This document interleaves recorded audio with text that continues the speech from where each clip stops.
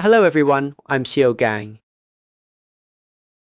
In this lesson, we'll continue looking ahead. Regarding multi-threading, actually the two most core parts you need to master. The first part I've already explained to you, which is creating a thread yourself to work with. Then there's also, and sometimes when we don't want to use locks, you can use this ball approach. Another way is through 3 tasks using the underlying thread mechanism of our TaskGraph. When to use TaskGraph, you can go check it out yourself later because, well, this requires reading an article. That article explains it more systematically. Here we mainly focus on hands-on practice. So, now we'll talk about asset task. We'll write a method in this actor. Or, well, we'll write it right here, in this spot.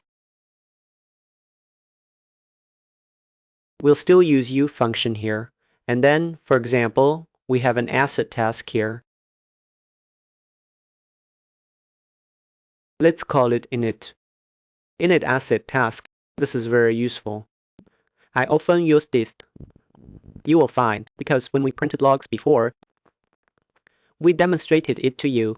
Because this is a simplified version, most of the time we use these, it can meet our requirements. So how do you actually use it? It works like this. You can see here there's an asset, a sect board, a sect task, a sect sweep. So we will mainly talk about an asect task. Then you can learn by analogy. This is the first enum here. It will assign a thread. Usually we can use the main thread. Then you write it like this. Just write a name here, because then we have created a task on the main thread, right? Actually, this thing looks very simple, but it is quite fun to apply. Then we look at the game story. Then you can choose here. Let's look at this first. Look at this comment for this place. This is a simplified convenience function. The execution code of a certain part. Use this case graph array. Then, with thread to execute on. Execute what kind of function. Then if you search globally, you'll find the engine uses a large number of these asset tasks. This kind of digital, you see, it is often used to call the main thread. This is where data is captured. Then look, this is ML. You see, it might be something related to machine learning. I don't know what this specifically is either. Then ignore it. We know this new link. You can see, to put the data into the main thread to perform some operations. Actually, sometimes we would do something like this. Similar to a timer operation. In this case, we'll still write one here for everyone. Let's write one. Let's just use it. We'll just print it here. I am the main thread. Actually, you don't need to print it here. Since you already know it's the main thread, you can simply... This is like adding another layer. There's no need for that. Just print it directly like this. Yes, let's write it this way. Then we'll write directly here. I am the main thread. Ling ling, okay, here, right. I am the main thread 01 for us. Okay, this looks fine. Okay, we can actually copy over the code we wrote earlier. Didn't we write a remember here? We wrote a Aquinas ready-made info inside it. Let's copy this information over. Okay, then here we are. Here we need to include the ready-made manager. Let's include it.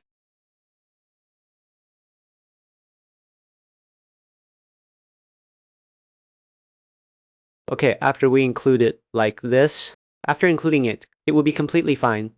It will print this information on the main thread. Then we should pay attention to one thing. Actually, you will notice that if it prints, it will execute before him.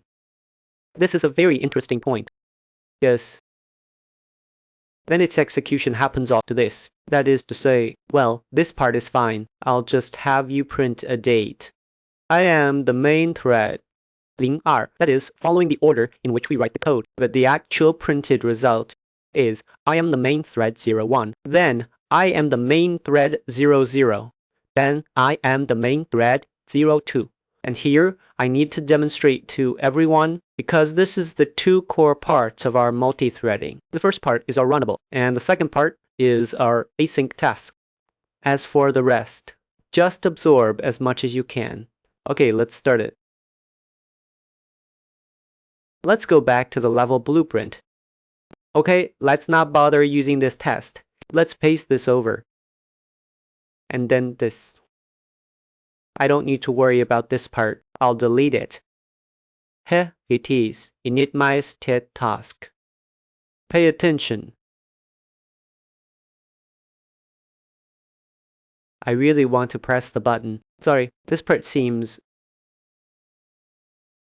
messed up. Why is there a variable declared here? That's a bit strange. Let me check again. Here. We delete it. Because of the lines here, it causes interference. You can see, you will find that I am group line layer 01, ling R. So actually, regarding the frame count, it actually executes like this. We can briefly explain it for everyone. Let's write some code. For example, this is frame DN. Frame DN.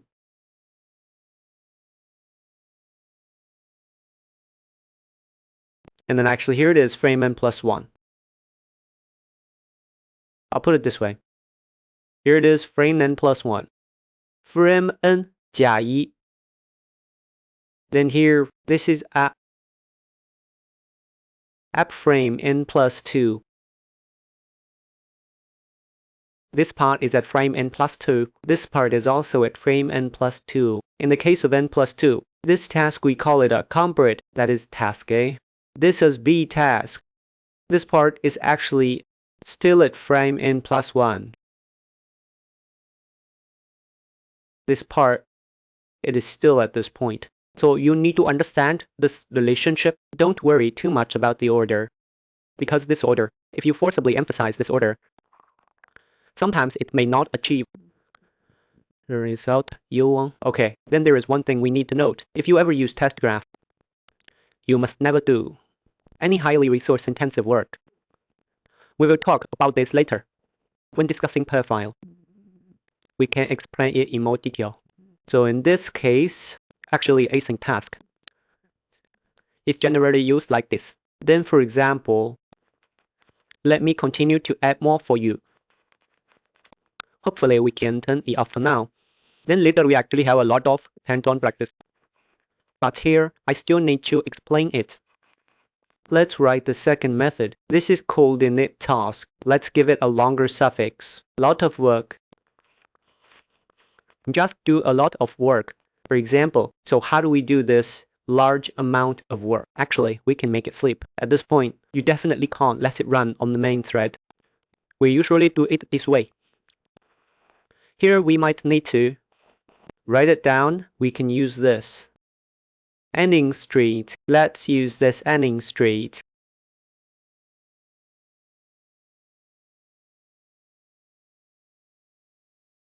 Yes, let's just use this ending street. We'll let it run on any thread, and after it's done, what work do we do? For example, we calculate a loop. We increase the loop to 10,000. If we do this on the main thread, it will definitely be very resource intensive. But then again, we don't need it to finish within one frame. Let me check. I'll define an instance max equal to 0 here. Then it will increment. For example, now we get this calculation result. For instance, I can pass another number from outside. This number will pass an address. Actually, we don't need to pass an address.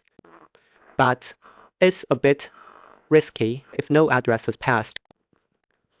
We can do it this way.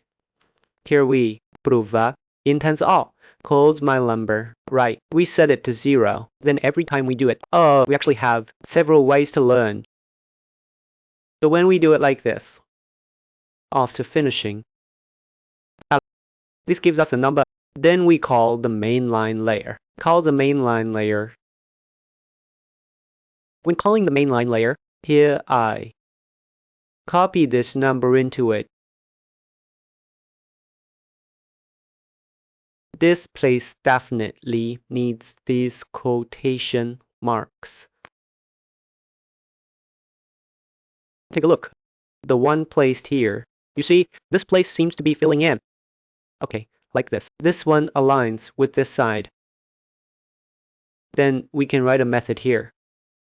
It's best to implement this method in the mainline layer, because this value might be it. For example, we manipulate such an object in the scene. We'll give it a stamp. Instance of it my number. Then here it is set my number. Set my number in. This is actually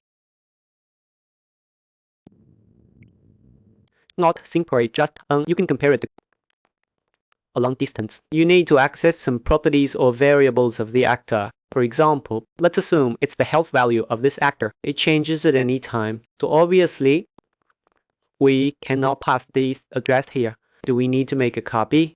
We'll make a copy like this. Then let it this place. If it doesn't allow copying this thing, we can write it like this. Write it like this. But our rendering engine, the rendering thread, it actually does this in many cases too. Make a copy here. Then write it like this. Yes, because it involves different FAsyncTask syntax, and also there are some rules for lambda capture. So in this place, we'll let it equals this copy lambda. Then add it in after it finishes. We then bake this thing back to the main thread. Then here, if we set number, we just set this number into it. Okay, then here, we just return it. Then we can simulate here, let it sleep. It seems to be process-based. Let's make it sleep for 0.5 seconds, a bit longer.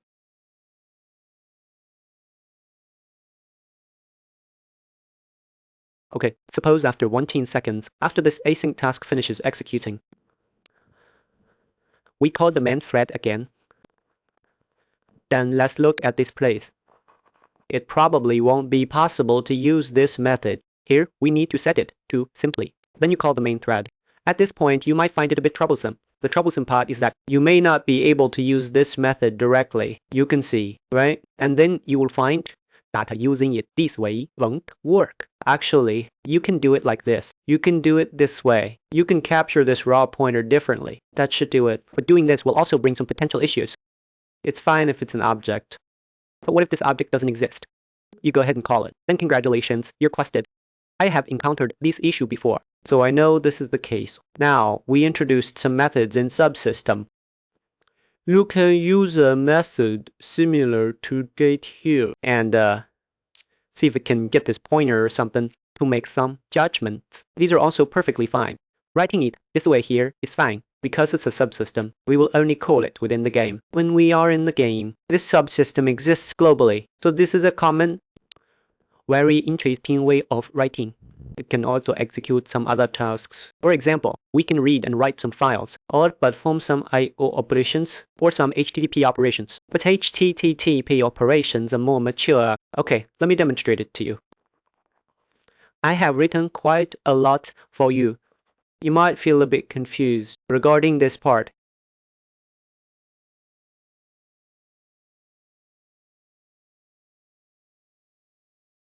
Actually, we can add a bit more. Let's also print this thread. Yes, let's also print the thread that executes the task. After it sleeps, we print it. I am a temporary ready-made execution completed. Execution completed. Okay. But then you might say, what if I have multiple tasks? Then congratulations, you will have this kind of data overlap. Because at that time, this value is a copied value. It is the value copied when the task was executed rather than a real-time value it captured. So there will be such a problem. This is a design issue. Everyone, design-wise, remove it. Just block it out. We will also cover the blocking method later. It can be done through each sentence. It can be directly evaluated through each sentence. It can also be locked through some existing mechanisms or something like that to block it. That is also fine. Obviously, here we are, initializing a large amount of work. It popped in here.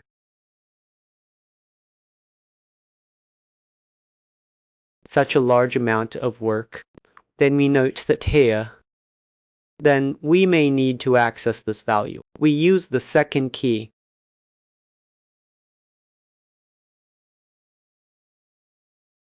Okay, here we use get.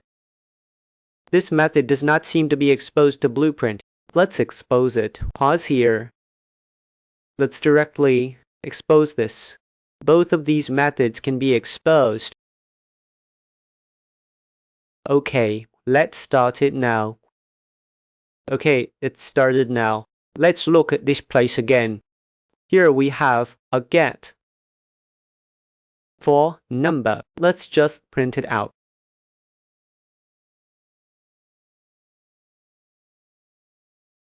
Okay, then we can come here and start working. There definitely won't be a thread conflict issue here, because you'll see that this function always has to execute in this multi-threaded environment. You see it's 0, right? We execute a task. Hey, it turned into so many. We execute it again. Hey, it changed again. Execute it once more, right? But if we initiate multiple ones at the same time, you see, each time the low part is, then next time it should be this number, right? You can see. Then next time it should start with, but now I have pressed many one. Then let's take another look. But actually he didn't. Hey, you need to think about doing it. This is because it involves a problem with the existing data. So everyone should have this kind of approach. Okay, so that's roughly how the FAsyncTask is used. And actually the correct way here, we should do another one like this. That is, we usually write it like this: 1 day, 1 day, in game 3. Yes, we will make one here. For example, an if statement if it is not in game 3. So it's very simple. We'll just do it this way. We'll just call it to game 3. We'll touch on this here.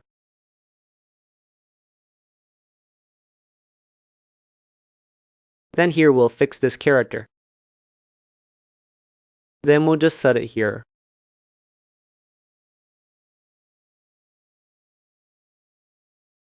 Then we'll fix this character again. Okay, write it like this. Writing it like this is mostly fine. The reason it's showing red here is because we're missing this one here, because it's actually one line of code. That is, it's actually a line of code like this. So it's actually like this. This part here is actually used as a parameter. The first parameter is an enum. The second parameter is that big. If it is already a game story, we can just let it do that, right? Okay, so this async task, actually you just need to know this method, and then you can use it. And it will have some timing issues. This is related to threads. Keep a data row in mind when you do it. Okay, so that's it for FAsyncTask. Thank you everyone.